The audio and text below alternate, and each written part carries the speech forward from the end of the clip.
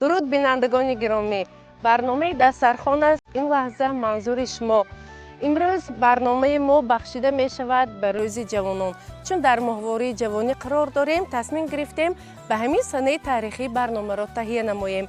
در پیش مایان را لحظه های جالب انتظار است. در رفت برنامه خودتان مشاهده میکنید.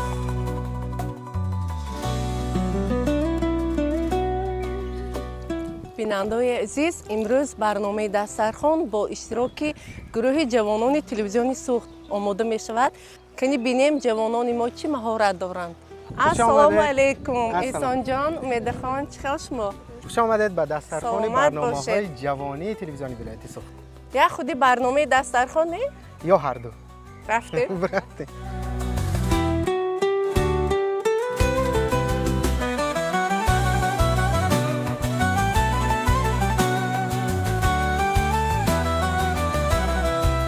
امروز آشپز ما احسان جان. پرسیم چی آماده میکرد باشه؟ مرحمت بالا گذاره. احسان جان، امروز آشپز شما برای شما هم ما پیشدامن داریم. باشه میگیرم او، لیکن بگذار پیشدامن رو یاردمچی های ما پوشن. چرا؟ ما لباس ملی داریم. خب اینجا آب دسته است، میتونید دستانتون رو شسته اینجا نشینید. خب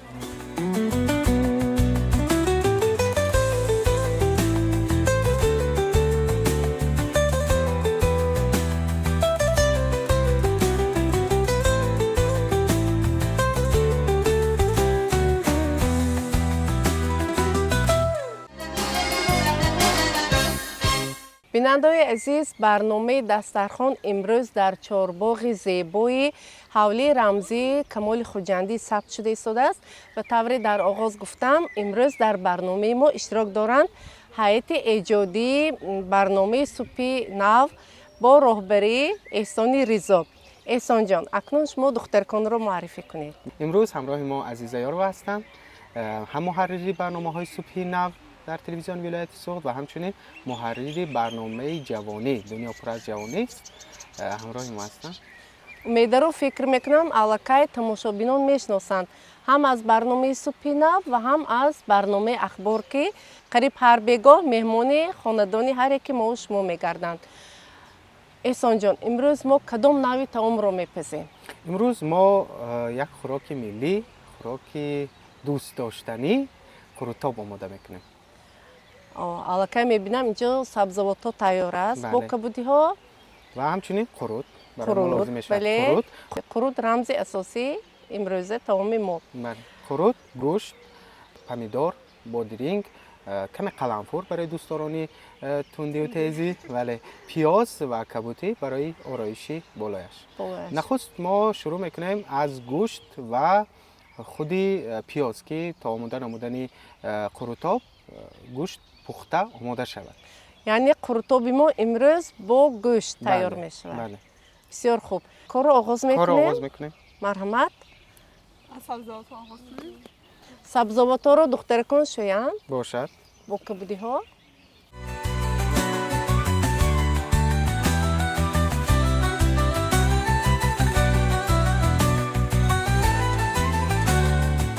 گوشت رو من میده میکنم و باشد که شما پیاز رو پخت کنید. خوب.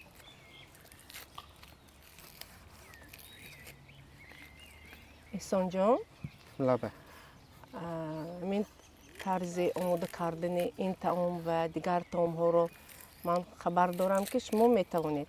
از کجا آموختید؟ هنوز از آوان خوردی در عائله ما دختر نبود.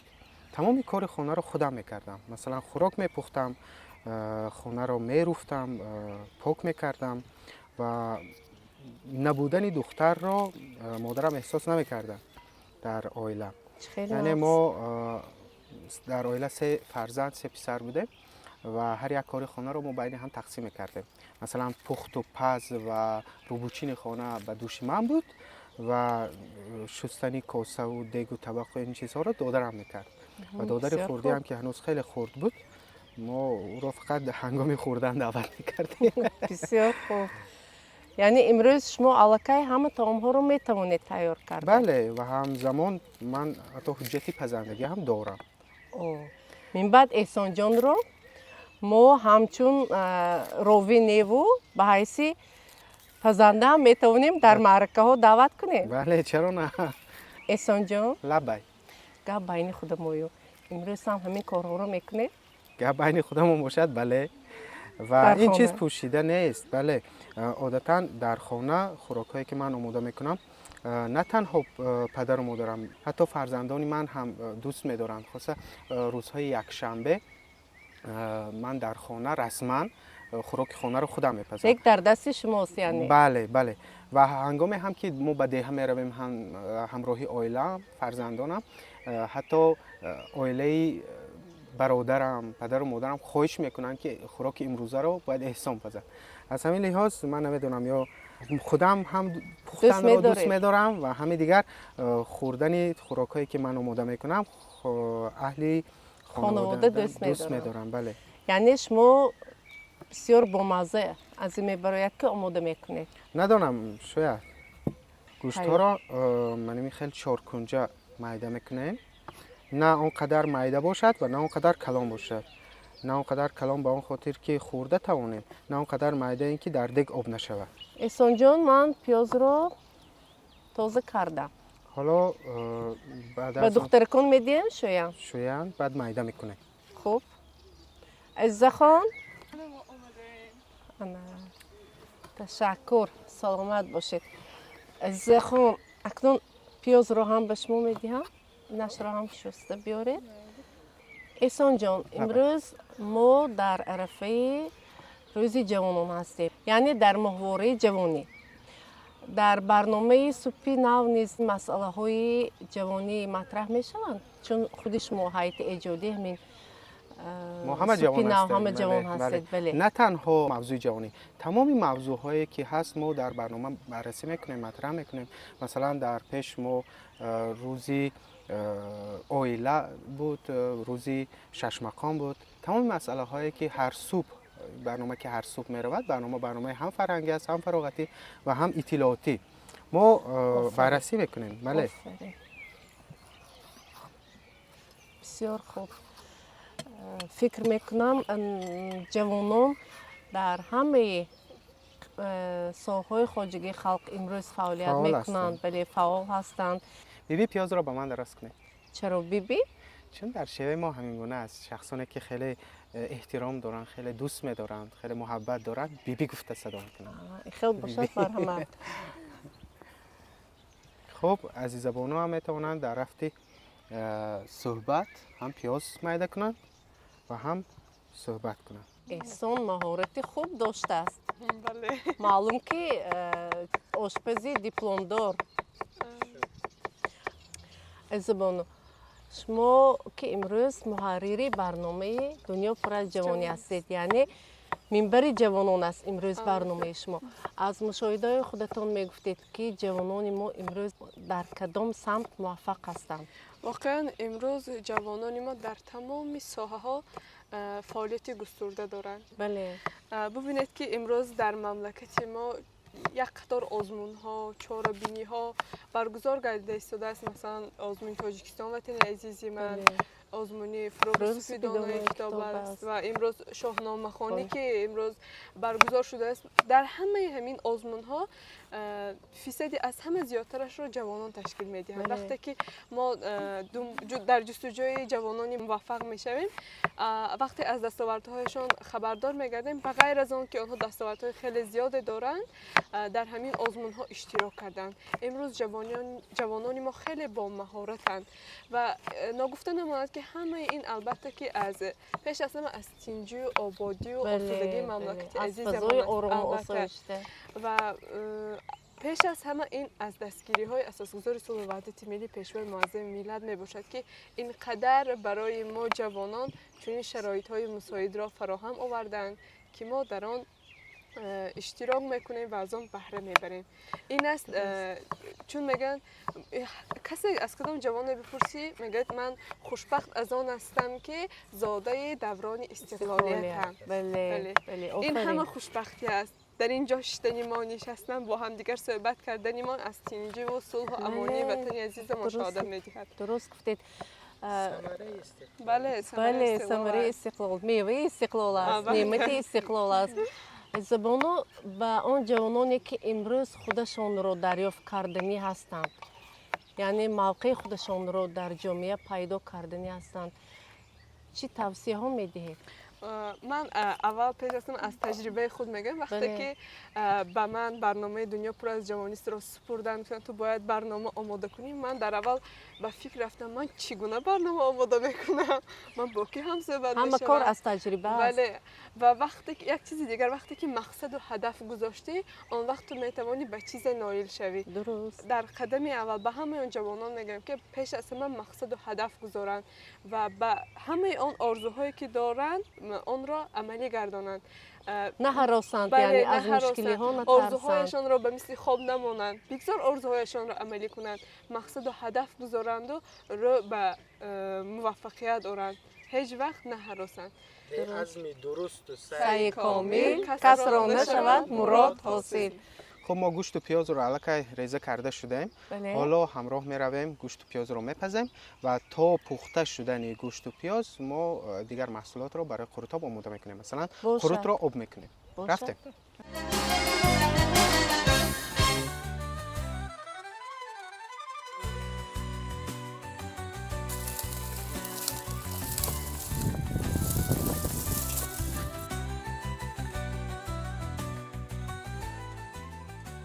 سحری با لذتی طعام اگر یکی از مهارت خودی آشپز باشد دیگر اینکه از مهارت خودی علاب کن وابسته است که نه همه میتواند از بوی بله، دود طاقت درست. کرده علاب کند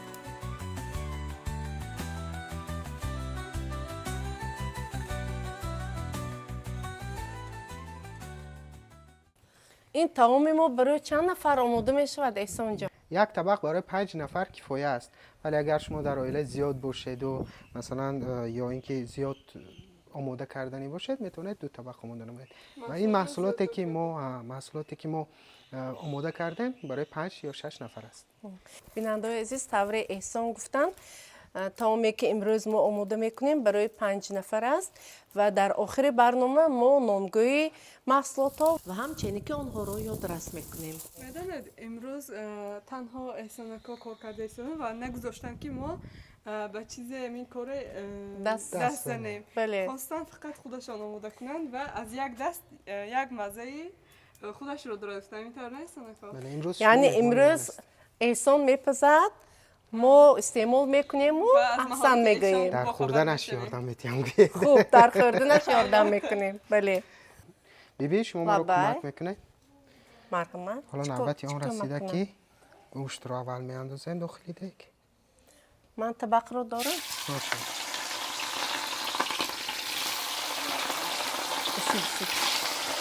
سکون شد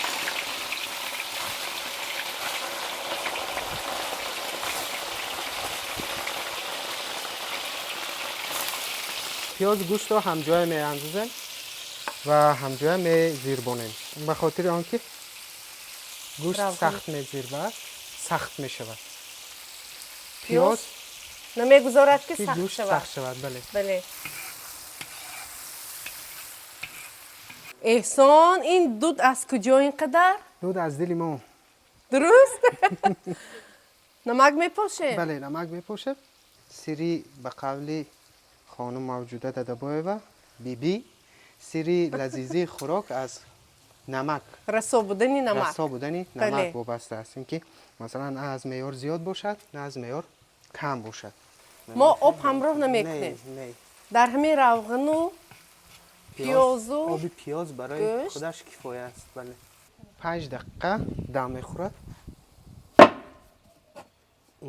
پس از 5 دقیقه باز میکشیم تیار میشه یک بار کشیده میرویم سبزوات رو بعد ریزه کنیم باشد ما همه در همینجا امیده در کجا باشد او امیده کنی؟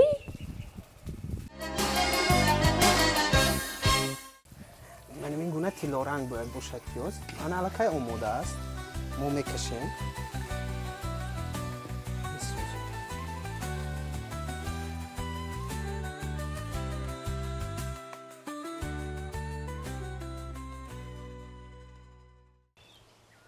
دوستان تا عمر باشد هر بهار عاشق شوید، با نگار در جهان پرنگار عاشق شوید.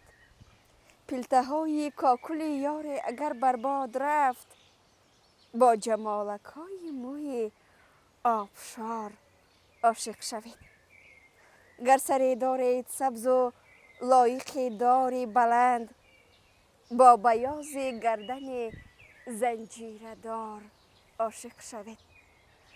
گر دلی دارید لبریز جنون و اشتیاق، با گل رخساره دایم بهار عاشق شوید. امید بانو شما وقتی شعرخوانی رو یافتید ها؟ آخه از این طبیعت زیبا، از این گلهای انار الهام آمد. ما شما رو اونجا گفتیم نیافتیم. یک گفتم از همین گلهای انار، درختی انار دیدن کنم و 4 مصر خوانم، الهامم آمد. رفتیم شما رو انتظار. امید خان شما درست گفتید، درست قید کردید. اصلا با دیدن چنین منظره زیبای طبیعت به کس الهام می آید. ما که ایجادکار هستیم و به واسطه در محیط ایجادکاران امروز فعالیت برده ایستادیم. البته انگور از انگور رنگ میگیرد. بله. ما هم از انمون استادان خود کمی باشد هم تجربه گرفته. بله. بله. و امروز این طبیعت و گلهای زیبا به ما الهام میبخشد. ما از این منظره زیبا البته به واسطه استفاده میبریم. یعنی شما فرصت رو غنیمت دانستید. بسیار خوب. بچه ها میدونید امید رو از کجا دریافتم؟ از بین درختان انار. انار حالا نپخته است. نه گلهای انار هست. انار گل کرده است. معلوم است که از کجا پیدا کردید. هر کجا که یک گل شکوفان میبیند الهام شعرخوانیش میگیره. مرحمت گذاره. احسان جو یک قسمی کار رو تیار کردیم الکه. کدام قسمتی کار موند؟ قسمت اساسی کار یعنی پختن گوشت رو ما به انجام رساندیم و حالا نوبت آن رسیده که قروت‌ها رو آب کشیم. در این کار من از شما کمک میخوام. باشه بیارید. و تا آن که شما قروت رو آب میکشید من محصولات باقی مانده رو ریزه میکنم. این رو اول من برای عزیزم نشان میدم. 4 کنجه میده میکنیم. بادرینگ رو هم عزیزم میتواند دیومش رو شما کنید. این برای بالایش و برای آرایشش با دیگر خیل ریزه میکنیم.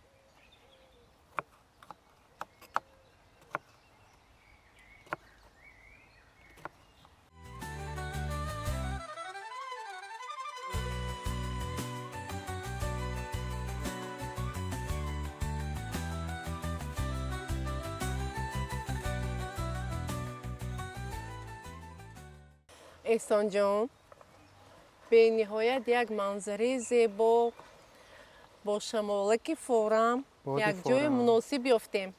مناسب و موافق. واقعا روز استراحت استراحت با استراحت شد. بله. بله.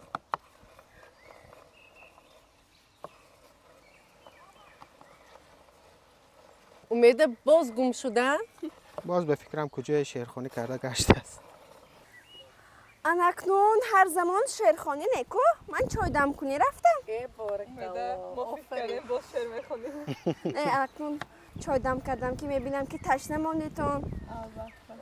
احسان جان این قروت‌ها در چند مدت باید حل شوند؟ این از نمود خود قروت ها وابسته است بیبی. مثلا قروت های هستند که با کوپی یعنی در کوپی جرغات رو میکوبند و شیرش یا اینکه روغنش جدا میشود. بله. اون قروتی خیلی ریزونک میشود و تیز حل میشود. اما قروت هایی که مثلا روغنش نوگرفته است عادتا دیر آب میشوند. از این لحاظ از نمود خود قروت است که چگونه است. این قروت ما چه خیلی قروت است؟ قروت روغنی است و این قروت عادتا لذیذ هم میباید و مزه هم میباید و قروتی که ما گفتیم در کوپی میکوبند اون قروت عادتا جدا میشود. بله و کمیاب هم است. نمیشود به جای با دست حل کردن ما در بلندر امروز تجهیزات ها هستن که یا رسون در بلندر میده کنیم و این هم تاون تیار کنیم. این هم یک نمودی چی گویم این هم تستایو یک اصولی تستیار است، ولی من فکر میکنم مزه همون قروت در همین بوده است و همین مزه خودی من این چوب که حل می شود در همین است. شاید من فکر میکنم خیلی لذیذ بیاید. انا قروت ها مایده شدند алакай. بینید بیننده‌های عزیز، آب هم رنگ جرغوت رو گرفت.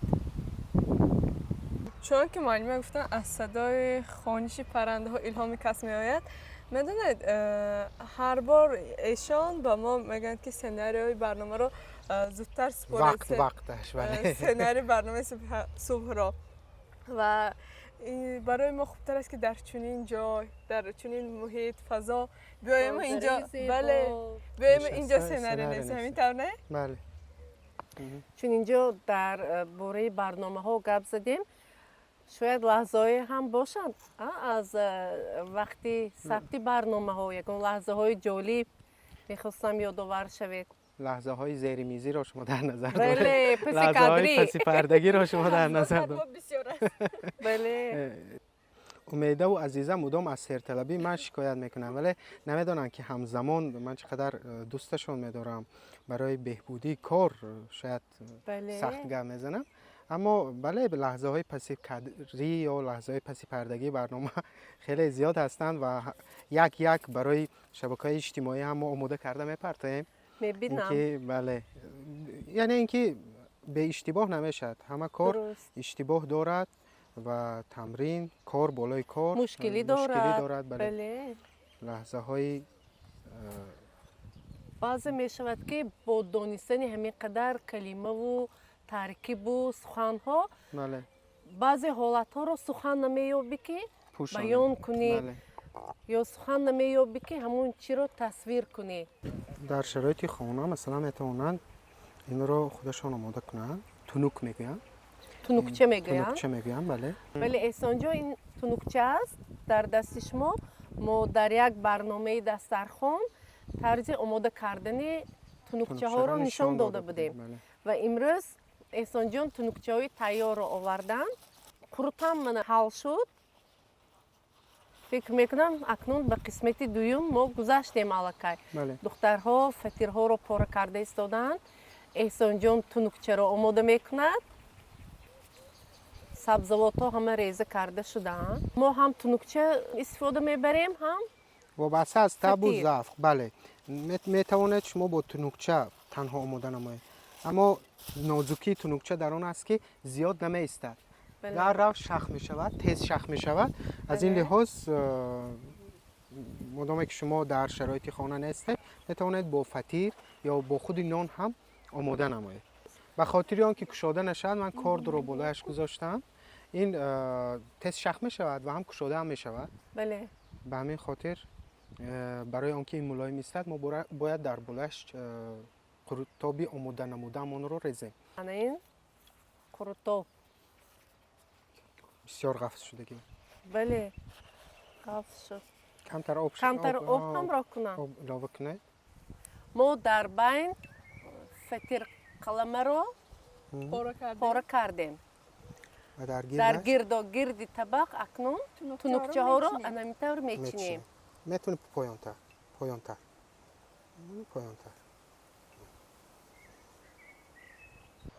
انمیطور میریزیم. نم میکشد.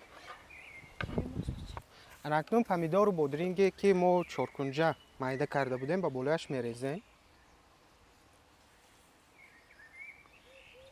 اول بادرینگ رو بعدم پمیدار رو.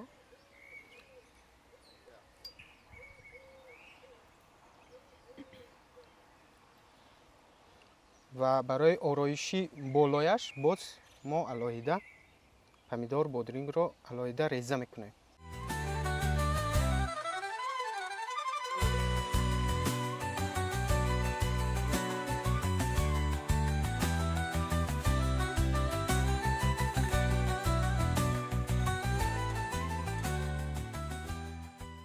گوشت رو با روغنش گرداگرد میریزیم، اما روغن طبیعی است. نفرایی که مثلا سه روغن خورده نمیتونن توصیه داده میشود که روغن رو نریزن یا کم ریزن. و گوشت را بلش میچینیم. شکراب و قروتاب آمیخته است، یعنی ما در همجایگی این را فرقیت شکراب اصلا از قرطاب در شکراب این که ما مثلا فقط پمیدور و بادرینگ و بعد چکه با چکه میشه شکراب. قروتاب باشد قروت را مخصوص آب میکنند و بعدا بدون پمیدور و بادرینگ، یعنی فقط قروت و آب و پیاز و گوشت و همین فطیر. بله. همین طعم را در کدام منطقه ها میخورن استعمال میکنن؟ بیشتر این خوراک کوهستانی است. اونجا هوا خنک است، مردم تیز گرسنه میشن. خصوصیت قروت این که آدم رو تا دیر سیر نگه میدارد و برای همین قروت در ده جای ها زیاد قروت هست. قروتاب میکنن، شکراب میکنن. همین محصولات شیری انسان رو سیر نگه میدارد. مثلا شما یک سحر اگر قروتاب خورید تا بگاه میتوانید گرسنه نشوید. و این برای آنکه آنهایی که در صحرا کار میکنند و در هوای تازه کار میکنند که بیشتر آدم گرسنه میشود، این نسبتاً از گرسنگی نگاه میدارد آدم رو. قسمت دومی بادرینگ را ما در گرد گلی راست کردهمان خیلی میچینیم. یعنی مثل برگ؟ بله. ریحان را میده نکردیم برای که تلخ نشود. ما برای بویش ما هم خیلی میده نکرده میگذاریم. هم بوی خوش دارد هم زیبایی میبخشد. بله، هم یک نمود آرایش است. بله، یک نمود آرایش است و خب نفرهایی که دوست میدارن میتونن زیاد استفاده برن. و بعدا کبوتی رو میریزیم. فقط هم خیلی میمونیم. هستن نفرهایی که کبوتی رو دوست نمیدارن، هستن نفرهایی که کبوتی رو خیلی دوست میدارن. یعنی پیاز رو در گردش میریزیم. پیاز کبود رو هم همراه میکنیم؟ پیاز کبود و همزمان پیاز سفید رو به طور یعنی آرایشی میریزیم. بله. خب قلنفور برای نفرهایی که تیزی و تندی رو دوست می‌دارن توصیه داده می‌شود و من اصلا بوی قلنفور رو بیشتر دوست می‌دارم. به نهایت بوی خوب دارد و عادتاً پاره کرده می‌گذارم. بله، پاره کرده می‌گذارم. خب برای نفرانی که دوست نمی‌دارن من هم خیلی می‌گذارم. و کسی اگر پسند باشد ها پاره کرده می‌گذارم. اما توصیه می‌دهم که وقتی که شما کبودی رو ریزه میکنه یک نیمی قلنفور رو هم به خاطر بویش من خیلی ریزه کرده ریختن ممکن است. این برای اشتها هم برای نفرایی که تندی رو دوست می‌دارن.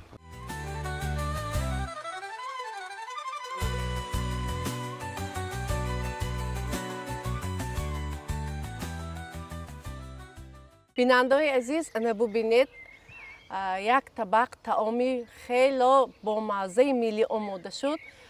پیش از آن که برنامه رو جنبش کنیم، مزه طعامی تیار کرده احسان رو میچشیم. قاشق با چنگک این خوراکی است که ما بدون قاشق میخوریم. یعنی مزه خوراک این با دست است. این خوراک رو باید با دست خورد و طرز خوردنش رو هم من برای شما نشان میدم. من این تنوک رو میگیریم کشاده، من میخوام در داخلش مثلا گوشت هر چیزی که ما معقول داریم میچینیم و پیچونده و میخوریم. به نهایت با مزه. دستانتان درد را نبیند. تشکر. به نهایت با مزه آماده شده است.